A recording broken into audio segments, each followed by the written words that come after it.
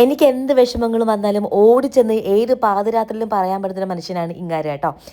എനിക്ക് ജനിക്കാത്ത ഒരു ചേട്ടനാണ്. എനിക്ക് നല്ല നല്ല ഒരുപാട് ഉപദേശങ്ങളും ഞാനൊരു ട്രോമയിലോട്ട് പോയപ്പോൾ എന്നെ അതിൽ നിന്ന് മാറ്റിക്കൊണ്ടുവന്നൊരു മനുഷ്യനുമാണ് ശ്രീജിത്ത് ഏട്ടൻ, റബേക്കയുടെ ഹസ്ബൻഡ് കേട്ടോ.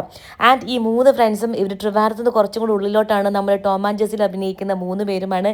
ഇവർ നിങ്ങൾക്ക് പരിചയപ്പെടുത്തി തരേണ്ട ആവശ്യമില്ലല്ലോ, അവർ വന്നിട്ടുണ്ടായിരുന്നു. പിന്നെ ദർശന ചേച്ചി എൻ്റെ എല്ലാ ഉയർച്ചയിലും ഒരുപാട് സന്തോഷിക്കുന്ന ഒരു വ്യക്തിയാണ്.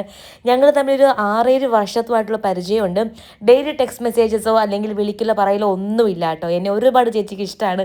ചേച്ചി ഒരു 100 അല്ല, ഒരു 1000 ഉമ്മയെങ്കിലും അന്ന് തന്നിട്ടുണ്ടാവും കേട്ടോ. ടോം ആൻഡ് ജെസ്സിയിൽ ടോമിൻ്റെ പാപ്പിയായിട്ട് അഭിനയിക്കുന്ന അമലേട്ടനാണ്. അമലേട്ടൻ്റെ ഫാമിലി ആയിട്ട് വന്നിട്ടുണ്ടായിരുന്നു. അവരെവിടെ നിന്നാണ്, മാവേലിക്കരയിൽ നിന്നാണെന്ന് തോന്നുന്നു കേട്ടോ വന്നത്. അങ്ങനെ എന്തുവാണ് സ്ഥലം പറഞ്ഞത്, എനിക്ക് പെട്ടെന്ന് ഓർമ്മ കിട്ടുന്നില്ല. ഒരുപാട് സന്തോഷം അമലേട്ടൻ ആൻഡ് ഫാമിലി നമ്മുടെ ഈ ഹൗസ് വാമിങ്ങിന് എത്തിയതിന്. ആൻഡ് എൻ്റെ കൂടെ എന്നത് ഓൾ ഡേ കംപ്ലീറ്റ് ആയിട്ടുണ്ടായിരുന്ന എൻ്റെ camera team Justin and team. Justin എൻ്റെ നല്ലൊരു ഫ്രണ്ടാണ്. അപ്പം അവനായിരുന്നു അന്ന് രാവിലെ മുതൽ വൈകുന്നേരം രാത്രി വരെയാണ് കേട്ടോ പിള്ളേർ ഭക്ഷണം പോലും കഴിക്കാതെ നമ്മുടെ കൂടെ ഉണ്ടായിരുന്നത്. ഞാനാണെങ്കിൽ എനിക്ക് ഉണ്ണി തരുന്ന ഗിഫ്റ്റിൻ്റെ ആ ഒരു ഇതിൽ കരഞ്ഞ് വിളിച്ചൊക്കെ ഇരിക്കുകയായിരുന്നു കേട്ടോ. അതുകൊണ്ട് എൻ്റെ മുഖമൊക്കെ ഭയങ്കര ചുവന്ന് ഇങ്ങനെ ഇരിക്കുകയായിരുന്നു കരഞ്ഞിട്ടേ. അപ്പോൾ അവർ നല്ലൊരു അടിപൊളി ഒരു ബുദ്ധൻ്റെ ഗിഫ്റ്റാണ് എനിക്ക് തന്നത്. അവരുടെ ടീമിലുള്ള ആൾ തന്നെയാണ്. ഞാൻ പേര് പെട്ടെന്ന് ഓർക്കുന്നില്ല കേട്ടോ.